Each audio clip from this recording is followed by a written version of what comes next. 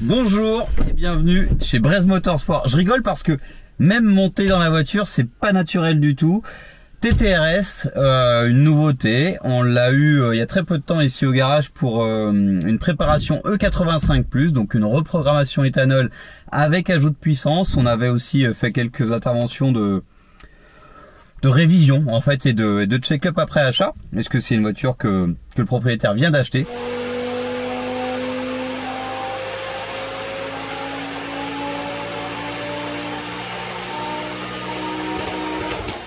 Et aujourd'hui, elle revient pour de la prépa supplémentaire. Donc, on reviendra sur cette première prépa qu'on avait fait.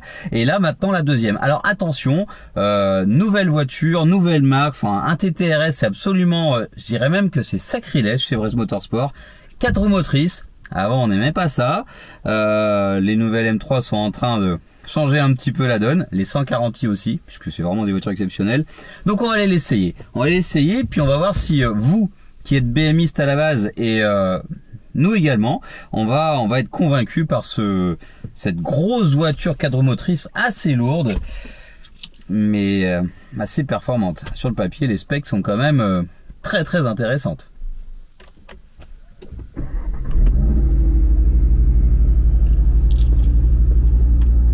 Je sais même pas où mettre la clé.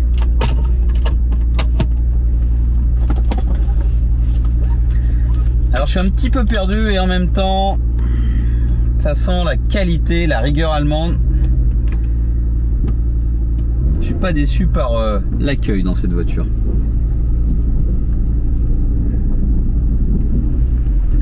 La sonorité est vraiment sympa. On fera le tour ensuite. Les sièges sont vraiment très très confortables. On a un super maintien. On a un volant avec un mets plat. Ça donne vraiment l'ambiance. Alcantara sur les côtés, cuir en haut et en bas. Je sais pas si c'est d'origine. On connaît pas bien les Audi. On compte sur vous pour nous dire ce que vous en pensez dans les commentaires. Et puis ensuite un bouton Drive Select avec lequel on va pouvoir se mettre en auto, en confort et on va se mettre en dynamique. On a des palettes au volant. Hein. Je pense pas que ça existe en boîte manuelle. Ah, des petits retours à l'échappement. La boîte semble parfaite. On a ces boîtes modernes qui font ce qu'on leur dit de faire et qui le font très bien. Alors là où je suis complètement paumé, c'est plutôt bien intégré. La clim est dans les boutons de ventilation au milieu. Donc je vais appuyer sur auto et là il fait une chaleur de folie. Je pense que ça va faire pas mal de bruit, mais alors c'est bien intégré en même temps.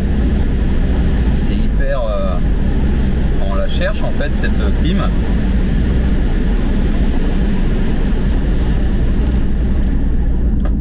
C'est assez bien intégré, vous voyez ma tête. Et par contre, du coup, on se retrouve avec très peu d'écran en fait. On a le dashboard qui est ici, qui est très bien. Et ensuite, on n'a rien. Et ça, j'adore. Donc c'est un premier point positif pour cette... Allez, un second point positif, puisque déjà, quand je me suis installé, ça m'a beaucoup plu. Parce que ces écrans, je vous le dis à chaque fois, je m'en sers pas, ça m'intéresse peu, donc finalement, on s'en passe bien. On sent que ça braque pas mal, c'est pas une 4 roues motrice feignante.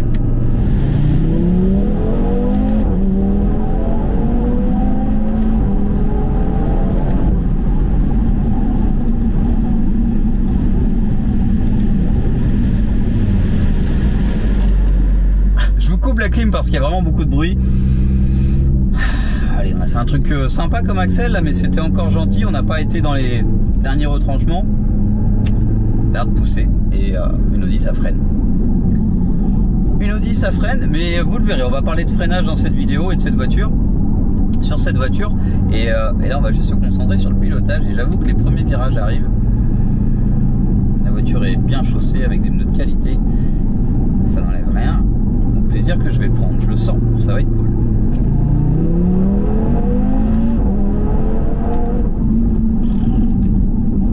Alors on a bien bossé la dernière fois. Le 85+ validé. On vous donnera les scores tout à l'heure. Ça envoie. Ça envoie et c'est normal. Il y a de la cylindrée, on met un turbo à ça. Ça peut que bien se passer.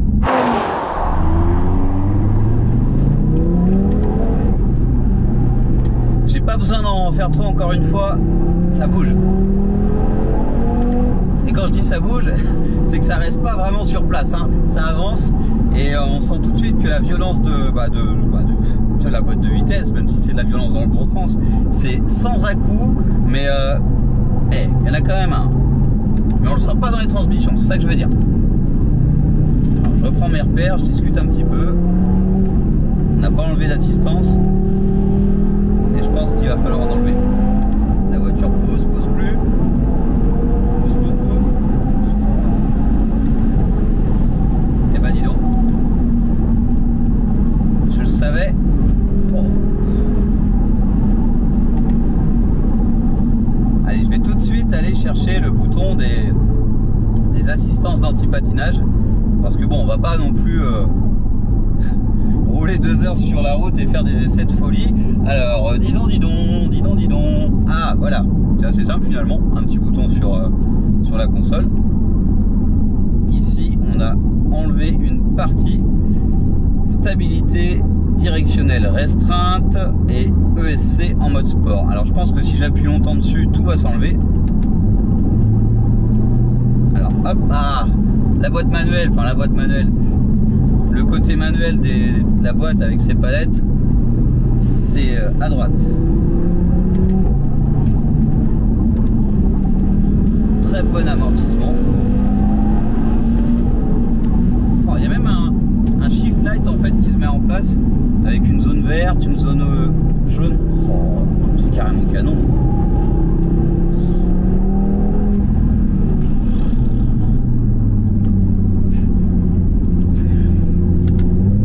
On peut quand même y prendre beaucoup de plaisir avec ces voitures qui évoluent. On dira ce qu'on veut.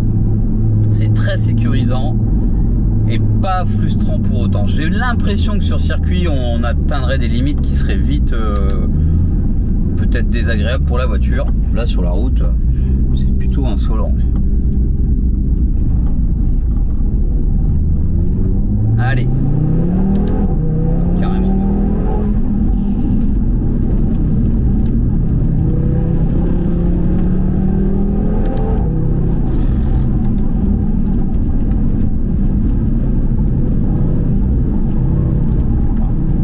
Déborder le train avant quand même.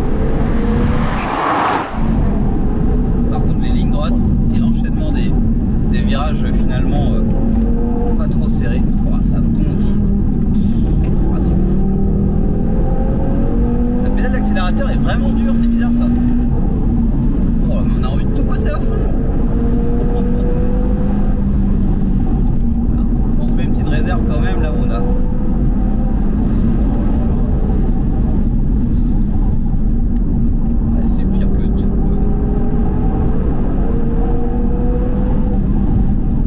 Difficile de savoir s'il y a vraiment mieux quand on roule sur la route. Là, vraiment.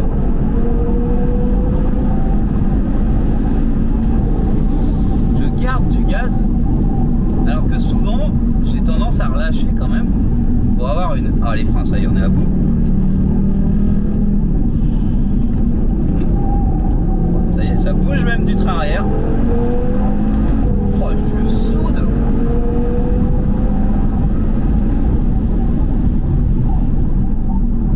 Dans la VS, la voiture bouge carrément.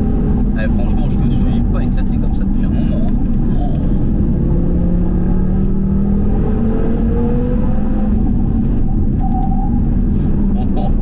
J'ai l'impression de faire du rallye.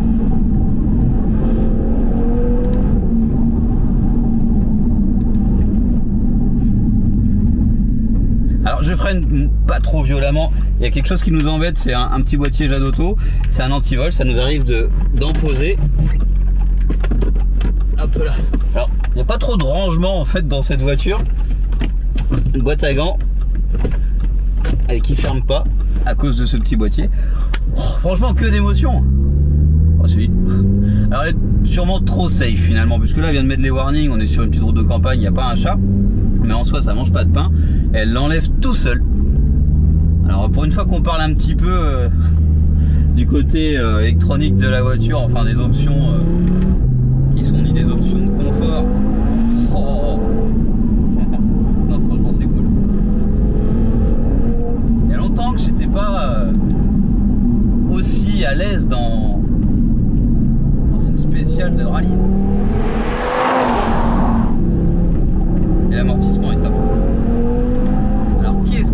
viendrait avec des KW. Pas de fainéantise. Bah, il lui faudrait quand même des freins. Et je pense que si on veut vraiment arsouiller, finalement, je la vois bien avec des PS Cup 2. Alors peut-être que sur le circuit ça va être un vrai problème parce que bon, les PS Cup 2 vont repousser un petit peu le souci. On a déjà ressenti un manque de train avant. Après on peut la régler, hein. Je suppose qu'on peut lui mettre un peu de carrossage. J'ai pas honte de dire qu'on ne connaît pas très bien les Audi. Donc on peut la faire évoluer, ça restera toujours une voiture quadromotrice et il n'y a pas de voiture de course quadromotrice à part celles qui font du off-road. Il y a bien une raison.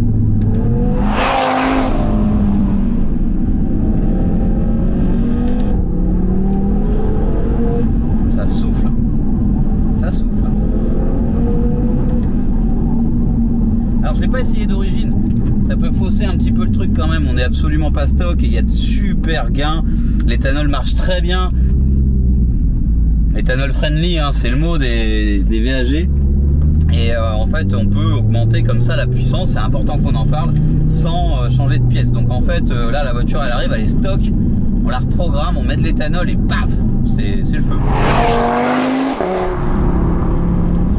Et vu qu'on n'est pas raisonnable et nos clients non plus, on va quand même faire évoluer cette voiture avec pas mal de pièces et de la belle pièce. Et comme d'habitude, on aime les prépas globales, donc on va pas faire que du moteur, on va pas faire 600 chevaux, 800 chevaux pour faire des chevaux et puis c'est tout. On va faire un peu de châssis, on va optimiser la partie refroidissement du moteur.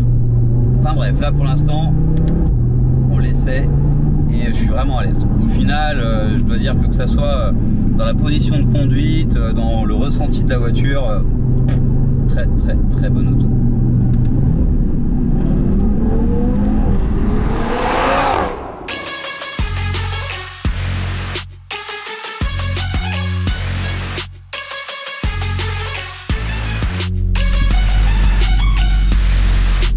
Nous voici au garage et on va pouvoir parler des pièces, ce qu'on va ajouter à la voiture et on va revenir sur ce fameux premier passage ici pour la conversion éthanol avec Staja. On va parler de score et on verra ce qu'on a finalement à la fin. Décidément, trouver ses repères. Bon, bah conclusion de cet essai quand même, hein, on va le dire. Je suis ravi, j'ai rarement pris autant de plaisir dans une Audi. Même jamais, c'est certain. Et je dois dire que c'est dur à dire quand même. Allez, génial cette caisse. Et voilà, c'est déballé. Un énorme échangeur, franchement. On verra la taille de celui d'origine. Mais c'est du très lourd. La marque, c'est APR. Là-dedans, on a 2 disques de frein sur bol Girodisc. Ici, des plaquettes plutôt typé route, hein, c'est le but de cette voiture et d'ailleurs on vient de vérifier que c'était pas forcément une bonne idée d'aller sur circuit. Et le petit bout, il est énorme ce truc, de carbone, donc ça c'est de l'admission.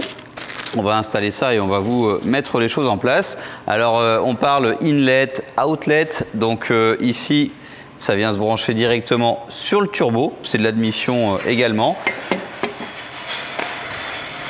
Que dire ? C'est peu de choses, mais un échangeur, c'est la base d'une prépa sur une voiture turbo. Que ce soit une petite voiture diesel, une petite voiture essence, les perfs passent par cet échangeur. On va aller maintenant vérifier dans la salle de banc le score qu'on avait eu avec la reprogrammation éthanol E85+. Et ensuite, on va pouvoir lancer les travaux. On prendra aussi le temps de regarder cette belle voiture en détail. Belle et efficace finalement. Ça pèse combien ton échangeur? Ça pèse combien? Ouais. Alors Pascal vient de toucher au point négatif de cette chose et c'est vrai, c'est pas anodin. On va sûrement prendre, je vais dire une bêtise, faut voir, mais l'origine ça va être du plastique, un peu d'alu. Là on est full alu. Je pense qu'on va prendre, il est lourd, hein. Je pense qu'on va prendre pas loin de 10 kg. 10 kg sur le train avant, sur une bagnole qui a déjà une grosse boîte automatique, des cardans, des transmissions, la boîte de transfert, c'est une voiture qui est quand même très lourde. Alors finalement, ça marche une tonne, j'imagine pas plus légère. Et ben là, c'est pas ça qui va l'arranger, pour le coup. Alors qu'ici, On est vraiment très très léger. Ça ne rattrape pas le poids qu'on va prendre ici. Et là, je suppose qu'on va être également 2 ou 3 fois plus lourd. Mais attention, ici, c'est des perfs en plus. Là, il peut aussi y avoir de la fiabilité, même si je pense qu'on va majorer les diamètres dans tous les sens. C'est des voitures qui marchent. Quand on voit des tubulures comme ça, ça peut que marcher. Allez, le banc. Première chose, et oui, une voiture 4 roues motrices peut passer au banc sur un 2 roues motrices. La voiture se met en mode banc, enfin on peut la mettre en mode banc, elle passe en traction et puis pouf, c'est parti, c'est de la magie. On avait une voiture stock, alors les specs de cette caisse, hein, c'est 400 chevaux, 500 Nm, grosso modo. On est arrivé, stock, on était à 496 chevaux. 396 chevaux, donc un petit peu moins de 400. En couple, on était pas mal, hein, ça respectait ce qui est annoncé. Et ensuite, reprogrammé, on annonce 60 chevaux sur notre site motortech.fr, Motortech Breizh, hein, pour notre franchise ici en Bretagne. Et en fait, on était au final à 451 chevaux. Donc on a un gain de 60 chevaux, grosso modo, 55, et on n'avait pas encore d'éthanol dedans. Donc la voiture est désormais full éthanol, donc c'est aussi pour ça que c'est intéressant de la repasser. On verra si le score est vraiment beaucoup plus important grâce à ce carburant économique, écologique et puis en plus performant. Donc pas de souci, la voiture est full éthanol, elle démarre très bien, pas de défaut, comme quoi ce carburant peut aussi très bien convenir, enfin il convient, hein, aujourd'hui ça s'est quand même vraiment démocratisé, mais tout ça pour convaincre ceux qui sont encore sceptiques. Alors pour ceux qui le sont vraiment, allez voir la vidéo Porsche éthanol, puisque là on fait un petit truc, allez on touche où ça fait mal.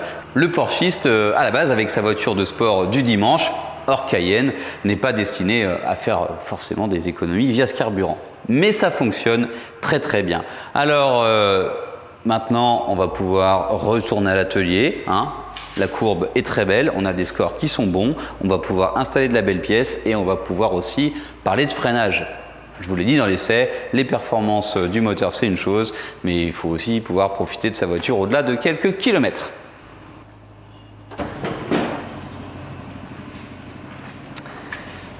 Concernant les pneus, j'avais pas fait attention, je pensais qu'on avait du Michelin, je ne jure que par ce pneu.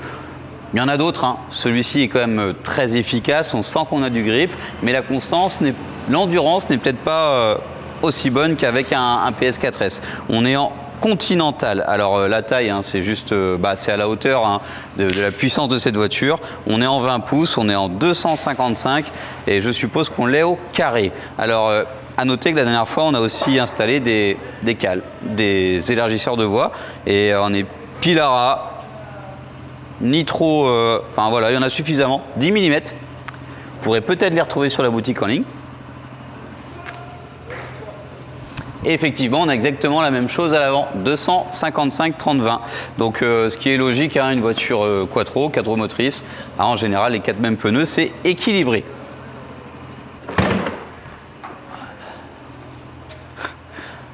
Alors on n'a pas de montant, ça peut être un peu piégeur. Je reviens sur l'intérieur avec des surpiqûres, le côté un petit peu matelassé. Hop là. On a quelque chose de solide, hein, ça. 5 cylindres, 2,5 litres TFSI, un moteur qui a fait ses preuves, dont on sait que le potentiel est énorme. On est relativement soft. On va pouvoir encore faire évoluer peut-être cette voiture par la suite par l'échappement, puisque tout est d'origine. Aujourd'hui, on ne touche pas à la partie downpipe et je dois dire que la sonorité d'origine est assez sympa. Donc, feu, place au montage. Mal fichu, et oui, les Audi parfois, c'est vrai que dans un garage, c'est un petit peu... On n'aime pas toujours bricoler dessus, il y a beaucoup de contraintes, c'est très lourd, hein, toute ce Haldex derrière, vous imaginez, c'est comme ça, c'est comme ça. Ici, on a une boîte de vitesse automatique, des cardans de partout, et c'est vrai que pour bosser, il faut rapidement déposer le berceau, il faut rapidement déposer beaucoup de choses qu'on n'aurait pas à défaire sur une majorité de BM, hein, hors X5, SUV, grosse série 7 et compagnie. Donc, ça reste efficace, hein, ça ne peut pas avoir que des qualités. On va juste faire un petit plan sur cette ligne d'échappement. Je suppose que cette partie n'est pas d'origine. je pense que là, on a quelque chose qui serait... enfin, je peux dire une bêtise, mais j'ai l'impression que les katas secondaires ont déjà été virés. Alors, il faudrait qu'on démonte, c'est pas le sujet du jour. On peut faire évoluer la voiture au niveau de la sortie de turbo, mais je trouve qu'elle fait vraiment un bruit sympa. Et finalement, je me demande, hein, franchement, ça m'étonne pas que ça fasse du bruit. C'est pas si restrictif, hein. Une gamelle, des petits pré-silencieux ici, full tube et des catalyseurs. Donc vraiment à creuser, à savoir si ce ne sont pas les katas secondaires. Allez, on va vérifier tout ça, on lance la prépa.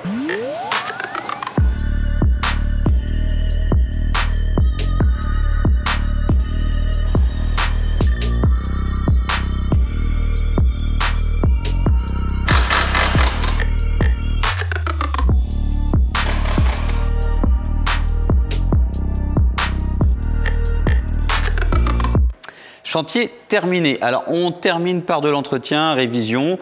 On fait des petits travaux qui vous intéressent beaucoup moins. Je reprends les éléments d'origine. C'est clairement plus petit, hein. Je passais ma main, mon bras quasiment dans celui-ci. On est bien loin de le passer dans l'origine. Et là pareil pour le manchon en fait qui a été remplacé par la grosse pièce en carbone. L'échangeur, c'est du simple au double. Concernant la taille, mais c'est vrai qu'on a parlé du poids et je me suis trompé. Finalement, cet échangeur d'origine n'est pas un mix d'alu et de plastique. On a des cocottes sur le côté en alu également. Donc c'est vraiment plus léger quand même, de par son volume. Et finalement, cette pièce qui m'intrigue le plus, la pièce qui m'intrigue le plus, c'est celle-ci, hein. On est vraiment...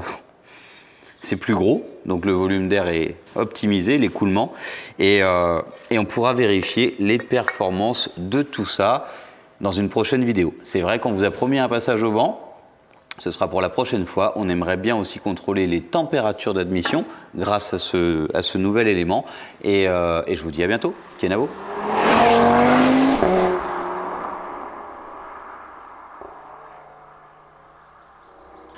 Un petit bonus, puisqu'on ne veut pas vous laisser sur une fin, finalement la vidéo va être plus courte, mais on voulait vous parler de cette activité qui existe aussi au garage, hein. On avait un gros besoin de stickers liés à notre activité track day, bandeau de pare-brise, course avec les numéros sur la Cup.